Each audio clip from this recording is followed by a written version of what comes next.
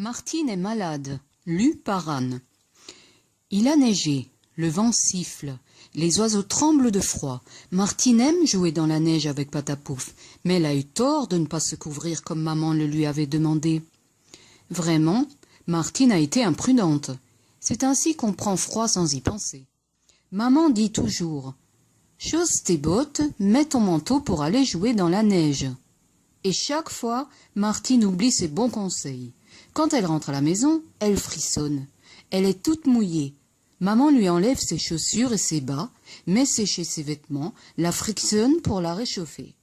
« J'ai bien peur que demain tu ne sois malade. » Maman ne s'est pas trompée.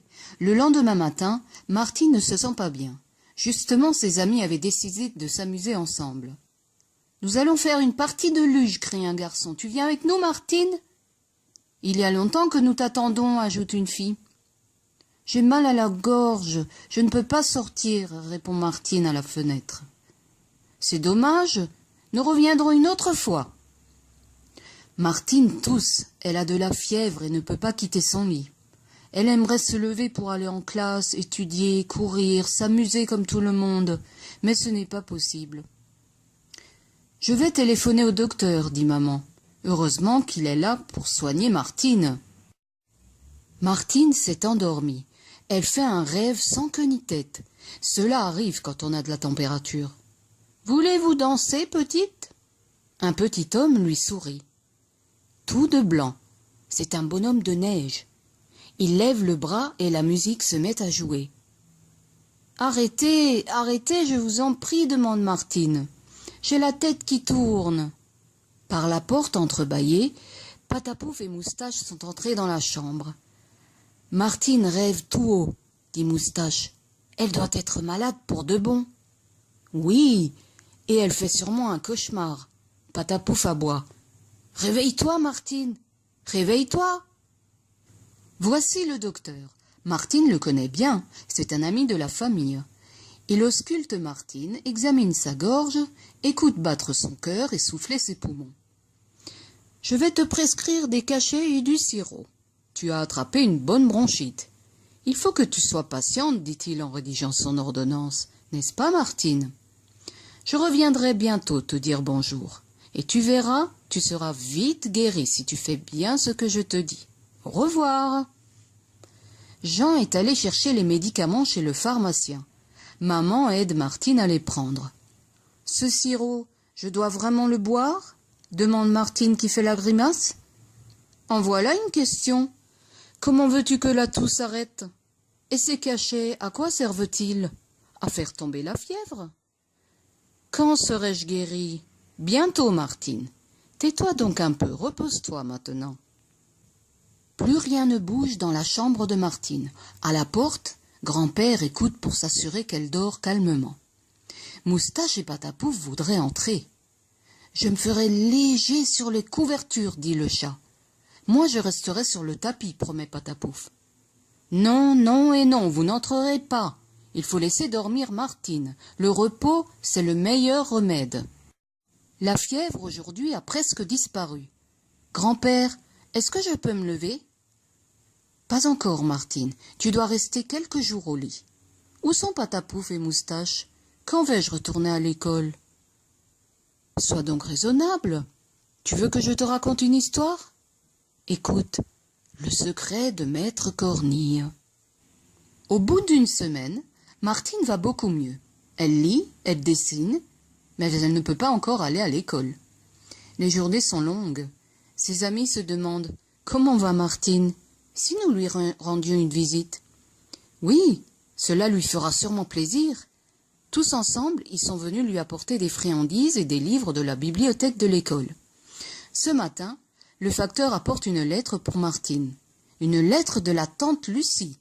Et dedans, une jolie carte illustrée où il est écrit « J'ai appris que tu es malade, chère petite Martine.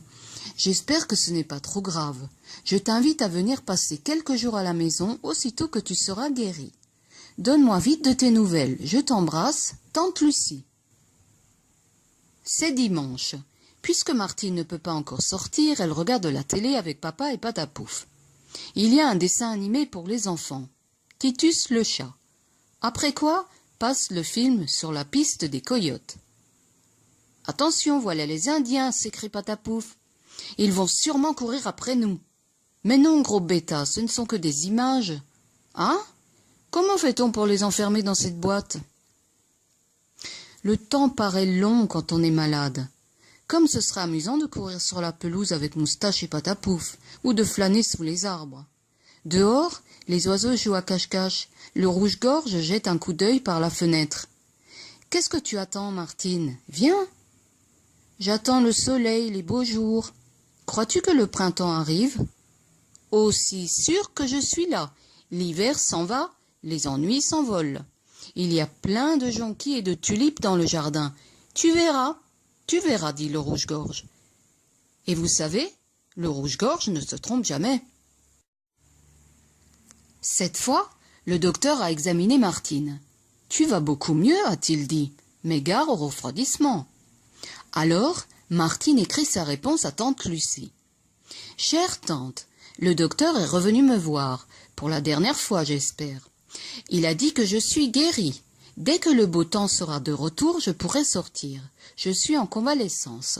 Viens vite me chercher. Gros baiser, à bientôt. » Martine prépare sa prochaine sortie. Choisit une robe, l'essaie devant le miroir, elle fait sa toilette, où a-t-elle mis ses chaussures et son parapluie? À quoi bon? S'il pleut, elle ne sortira sûrement pas. Demain il fera beau, a dit le rouge-gorge. Et si le rouge-gorge s'était trompé? Si le printemps était en retard? Le rouge-gorge se trompait? Allons donc.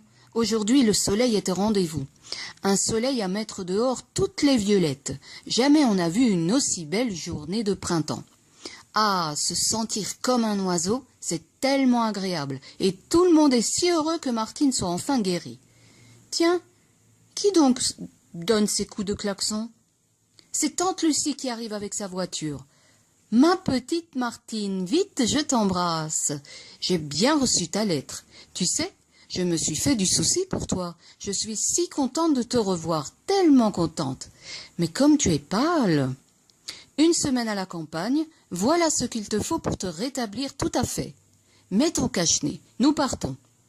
Tu verras qu'on ne s'ennuie pas chez tante Lucie. »